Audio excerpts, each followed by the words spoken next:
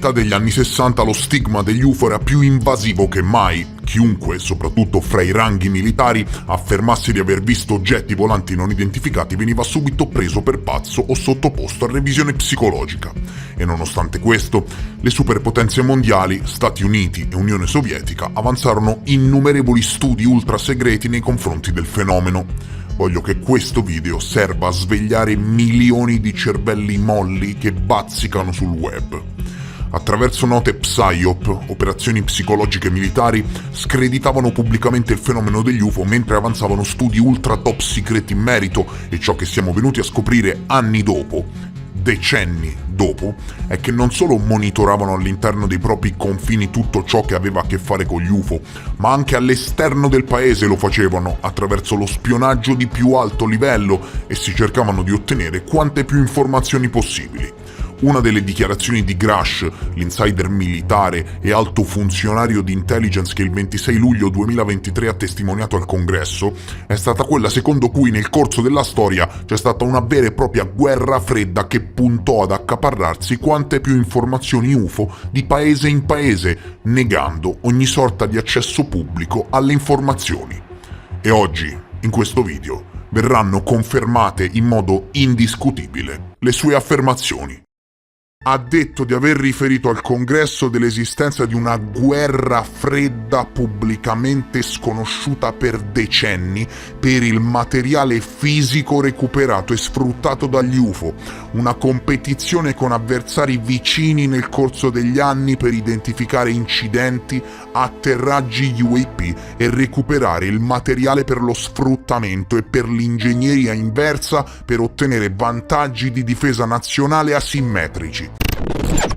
L'FBIS, che sta per Foreign Broadcast Information Service, era una componente di intelligence open source del Dipartimento Scientifico e Tecnologico della CIA e ha monitorato, tradotto e diffuso all'interno del governo degli Stati Uniti notizie e informazioni apertamente disponibili da fonti dei media al di fuori degli Stati Uniti per più di 50 anni, dal 1941 al 1996. L'FBIS comprendeva anche il Joint Publication Research Service, che traduceva rapporti provenienti dalle stampe di tutto il mondo, così che gli alti funzionari di intelligence del governo americano avessero ogni giorno una vastissima scelta di giornali esteri tradotti in lingua inglese da consultare e da studiare. Questo venne fatto attraverso vere e proprie azioni di spionaggio, in quanto dovete capire che internet non esisteva e oltre la cortina di ferro sovietica non passava niente. Non era facile come adesso consultare un giornale di un altro paese, soprattutto se facevi parte del governo americano e rischiavi di essere accusato di spionaggio. Era quasi impossibile ottenere informazioni e per questo motivo nacque l'FBIS, che garantiva che i funzionari di intelligence avessero un accesso giornaliero e garantito alle informazioni pubbliche del governo di Mosca. Ci sono abbastanza informazioni oggigiorno all'interno della University Library of Washington in merito a questo che possono portarci letteralmente dove vogliamo. Quello che succedeva davvero era che le informazioni pubbliche, trasmesse spesso dalla stampa sovietica, venivano prima tradotte in inglese, segretate dalla CIA e fatte circolare solo all'interno dell'intelligence community.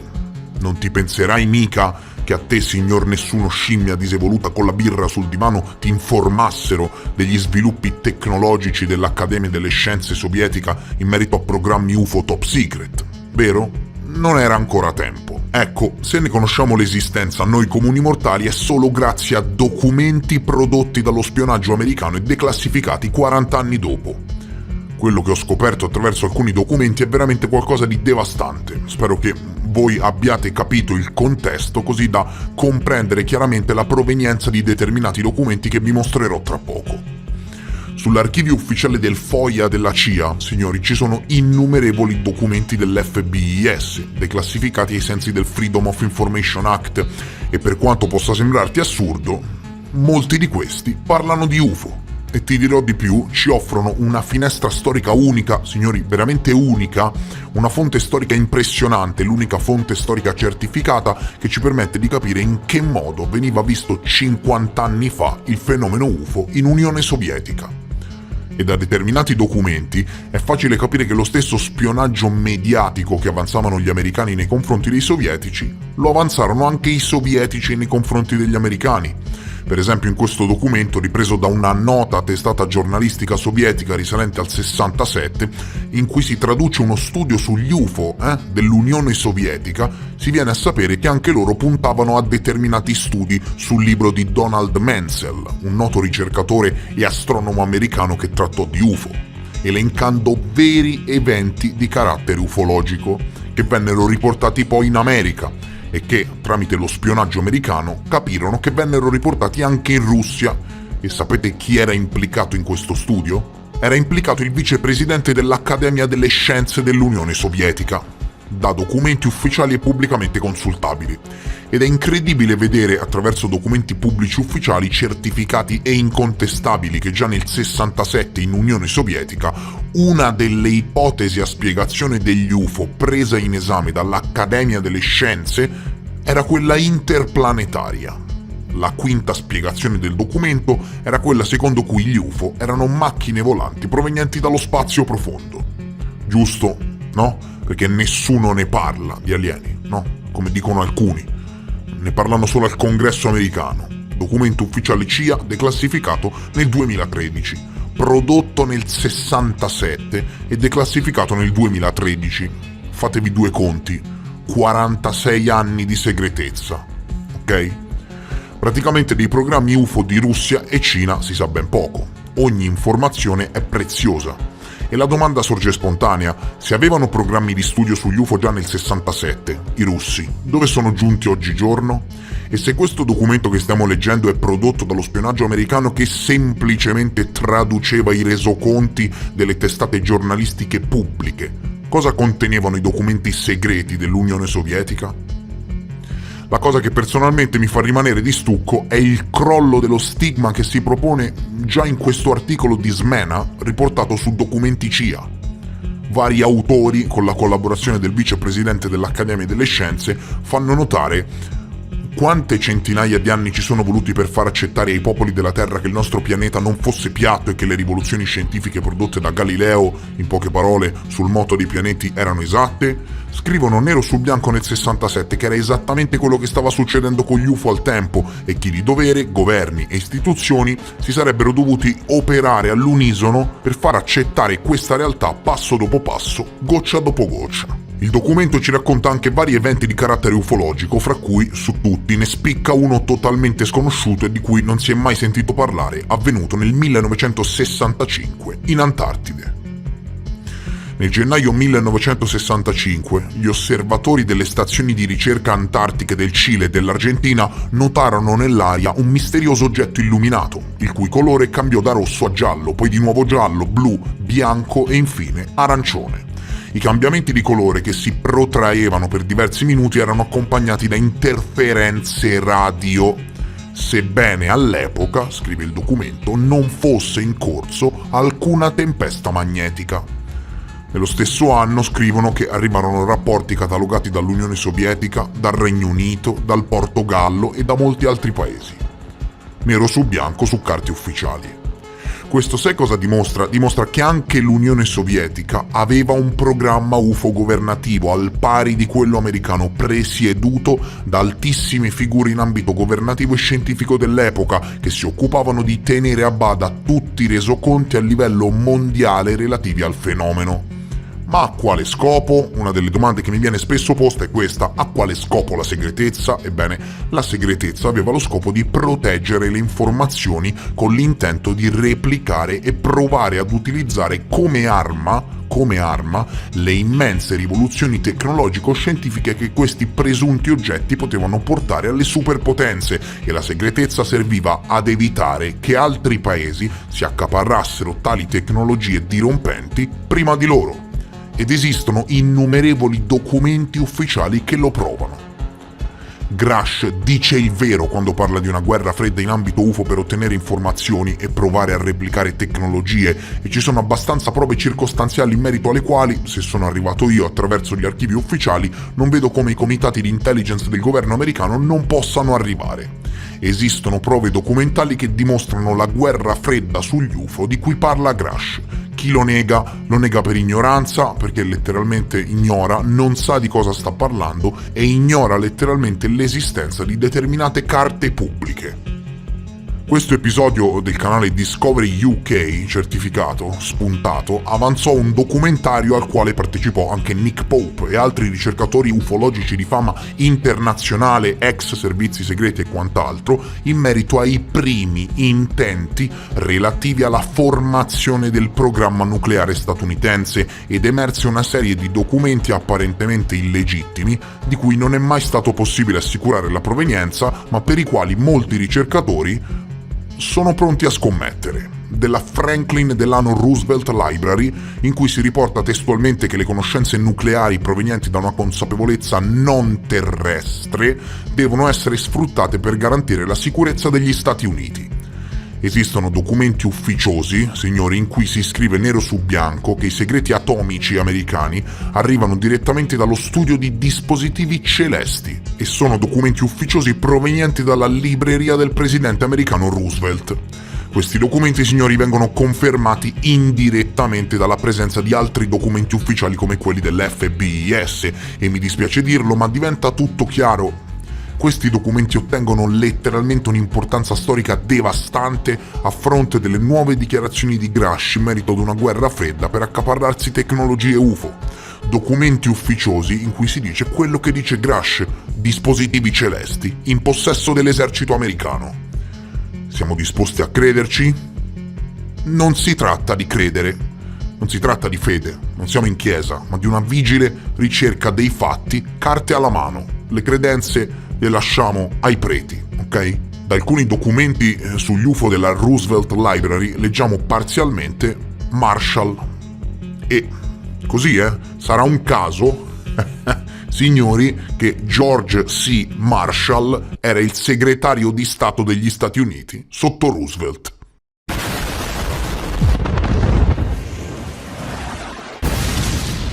Dallo spionaggio americano veniamo a sapere che alla fine degli anni 60 l'Unione Sovietica era molto interessata a commissionare studi governativi in merito, ok?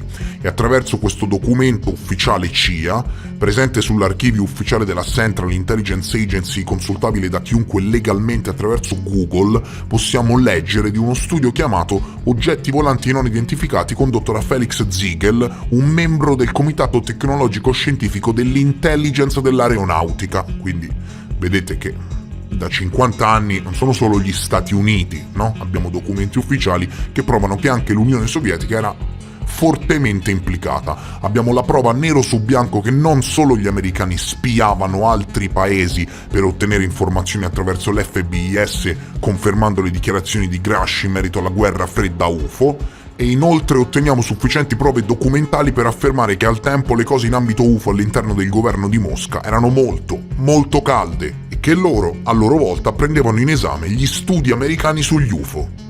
Un gioco, capito? Un gioco di spionaggio fra le due più grandi superpotenze militari dell'epoca, incredibile e surreale, provato da carte ufficiali. Sì, dai, ma non ci sono richiami palesi e ufficiali ad un voler replicare tali tecnologie. Sei sicuro? Vuoi vedere il pezzo del puzzle che completa l'opera? Seguimi, ok? Prima della corsa allo spazio ci fu una corsa alle armi. Sin dal progetto Manhattan, che si occupò per circa 20 anni della ricerca al fine di sviluppare la bomba atomica, ci fu una fortissima rivalità fra Stati Uniti e Unione Sovietica per la ricerca di informazioni sensibili che portassero le spie di ambedue le parti a rintracciare i punti chiave della ricerca bellica avversaria, ok? Per arrivare prima degli altri allo sviluppo di determinate armi di distruzione di massa. Questa è storia, no? Questa rivalità è largamente nota nell'ambito della ricerca correlata allo sviluppo della bomba atomica. Facevano a gara, no? Ma in pochi sanno che si è protratta negli anni e ha interessato ogni nuova tecnologia messa in campo dagli avversari, dai bombardieri strategici alla tecnologia stealth, arrivando ad armi laser e così via. Pensate che grazie a queste rivalità sono nati determinati gradi di segretezza, Determinate classificazioni sono nate proprio per tenere le informazioni fuori dalla portata avversaria, così da impedire che potessero arrivare prima di loro a determinate tecnologie dirompenti. E anche se nel corso dei decenni il tema UFO è stato spesso deriso, dovete sapere, arrivati a questo punto si può dire, che ha giocato un ruolo fondamentale nello sviluppo e nella ricerca di determinate tecnologie. Potrebbe sembrare assurdo perché ufficialmente siamo arrivati al punto che pubblicamente affermano di studiare questo fenomeno, però ammettendo che esiste, ma comunque affermando di non sapere bene di che cosa si tratta. E invece, cari signori, dal lavoro documentale svolto su questo canale YouTube emerge che hanno un background molto denso di informazioni. Yuri Borisov, che se te lo stai chiedendo è attualmente il CEO di Roscosmos ed ex vice primo ministro della difesa, ha affermato pubblicamente che le priorità principali saranno in aree come lo sviluppo di armi ad alta precisione, comprese le armi ipersoniche, l'introduzione di sistemi robotici e di armi basate su nuovi principi fisici. Questo è stato riportato sull'Interfax AVN, sul bollettino ufficiale governativo, sito governativo del Ministero della Difesa russo, ok? Armi basate su nuovi principi fisici. L'argomento relativo alle armi basate su nuovi principi fisici è stato discusso all'interno dello Stato sul programma di armamenti 2024-2033 sul sito ufficiale del governo del Ministero della Difesa russo e citato sia dal ministro della Difesa Shoigu nonché da Putin in persona nel 2012, quando vennero riportate le sue parole sui media statali russi. Quello che state guardando è l'articolo ufficiale che tratta queste affermazioni e dal CEO di Roscosmos al segretario della difesa al presidente stesso, in vari articoli, comunicazioni ufficiali su siti governativi e quant'altro, compare spesso dal 2012 questa parolina: armi basate su nuovi principi fisici. Ne hanno parlato un po' tutti in Russia e che si tratti di propaganda o meno per far sentire al sicuro il popolo russo all'interno della gerarchia mondiale, c'è da dire che ogni superpotenza sul pianeta ha programmi governativi top secret dediti allo sviluppo di armamenti e Putin, senza dare troppe informazioni, ha spesso citato una lettera, parte di un documento del 2009 intitolato Armi del XXI secolo, scritta da un generale russo in pensione, esperto di armi nucleari e ricercatore di primo piano presso il Centro Russo per la Sicurezza Internazionale, un certo Vladimir Belus.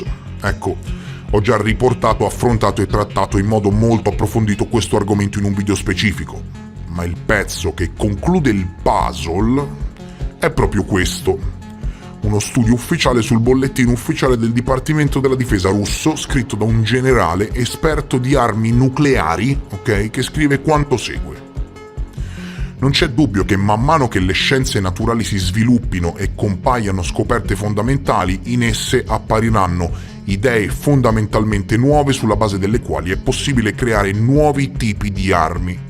Numerose prove dell'apparizione di oggetti volanti non identificati, UFO, mostrano che in questo caso abbiamo a che fare con tali tipi di energia che non possono essere spiegati scientificamente dal punto di vista della scienza moderna. Allo stesso tempo, non è escluso che con l'accettazione del progresso scientifico e tecnologico l'umanità possa gradualmente padroneggiare questi tipi di energia che, a loro volta, possono essere utilizzati per scopi militari. Cioè, più chiaro di così, no? Nero su bianco. Vai sulla pagina che è in cirillico, tasto destro del mouse, traduce automaticamente e vedrai che leggi quello che ti ho appena letto, ok? Questo sai che cosa dimostra?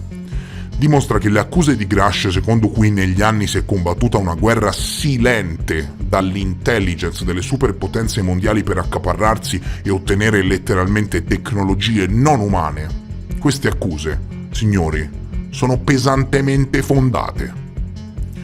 Chi si è visto integralmente il mio video dove ho tradotto tutta la conferenza al congresso di Grush saprà che si è parlato spesso, come attori principali di questo programma clandestino di recupero alieno, degli appaltatori della difesa, no? Delle aziende di tecnologie avanzate che fabbricano armi e tecnologie belliche per il governo.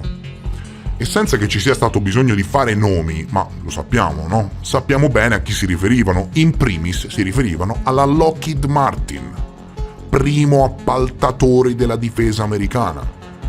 Questo è Ben Rich, ingegnere e secondo direttore della Lockheed Martin, che durante una conferenza stampa negli anni 90 affermò che avevano sepolte nel deserto tecnologie avanti di 60-70 anni rispetto all'allora progresso tecnologico.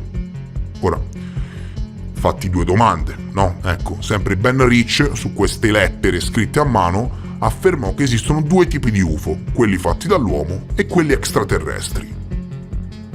Ho realizzato innumerevoli episodi in cui ho parlato e ho citato la Lockheed Martin. E cosa ti dice questo? Ti dice che determinati programmi clandestini di retroingegneria finanziati dai soldi del black budget americano con l'appoggio degli appaltatori della difesa fuori dalla supervisione del Congresso, sono esistiti davvero, capito?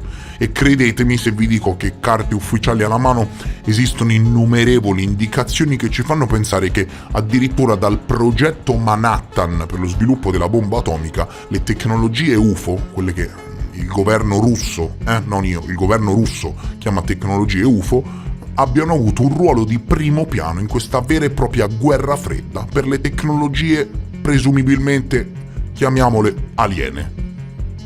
Aprite gli occhi, signori, perché veramente, ve lo dico in modo molto oggettivo, qui la situazione smossa da Grush è veramente più grave e profonda del previsto. Chi è consapevole della storia del fenomeno sa che qui c'è davvero qualcosa di grosso che sta emergendo dalle fila dello Stato profondo. C'è davvero tantissimo lavoro da fare per confermare le dichiarazioni di Grush, e questo mio video è solo un piccolo tassello che entra nello specifico delle sue affermazioni. The Hill, la famosa testata giornalistica americana, si è interrogata sul fatto se si tratta di una grossa operazione psicologica o se in effetti c'è qualcosa che non quadra, e l'attenzione si è concentrata sull'avvocato di Grush, che lo ha seguito al Congresso, che lo ha indirizzato verso la causa con l'ispettore generale e che lo ha tutelato passando attraverso i canali ufficiali del PPD-19 per fargli divulgare determinato materiale senza finire in galera. E The Hill afferma quanto segue. Charles McLaugh III, spero di averlo pronunciato bene, primo ispettore generale della comunità di intelligence e ora avvocato in uno studio privato, rappresenta ufficialmente Grush e si è seduto direttamente dietro di lui durante un'udienza al Congresso del 26 luglio. È estremamente improbabile che un avvocato di così alto profilo ed ex alto funzionario federale rappresenti qualcuno come Grush, che comunque anche lui è un funzionario di intelligence, che fa affermazioni straordinarie senza aver fornito robuste evidenze a sostegno di quello che dice. Una teoria per le accuse di Grush è che le persone che ha intervistato si sono convinte che i miti e le voci sul recupero ultra segreto degli UFO e sui programmi di ingegneria inversa siano vere. Tuttavia, date le significative sanzioni per aver reso false dichiarazioni ad un ispettore generale, è estremamente improbabile che più funzionari di alto livello e altamente autorizzati affermino falsamente di avere una conoscenza diretta di miti e voci. Il senatore Marco Rubio e il deputato Mike Gallagher, membro del Comitato Ristretto Permanente per l'Intelligence della Camera, hanno dichiarato che più persone con conoscenza diretta delle accuse di Grush hanno parlato al Congresso. Il senatore Marco Rubio ha detto in modo succinto: o quello che Grush sta dicendo è parzialmente vero o integralmente vero, o abbiamo alcune persone davvero intelligenti, istruite, con alte autorizzazioni e posizioni molto importanti nel nostro governo, che sono pazze e ci stanno guidando in una caccia all'oca. Qual è l'opzione più probabile? Fate voi. Per oggi, signori, è davvero tutto. Spero di avervi reso anche questa volta partecipi delle mie umili ricerche. Vi voglio bene, vi chiedo per favore, se il contenuto vi è piaciuto, di lasciare un like per supportarmi. Vi ringrazio come sempre per essere stati con me e vi rimando al prossimo episodio. Adieu!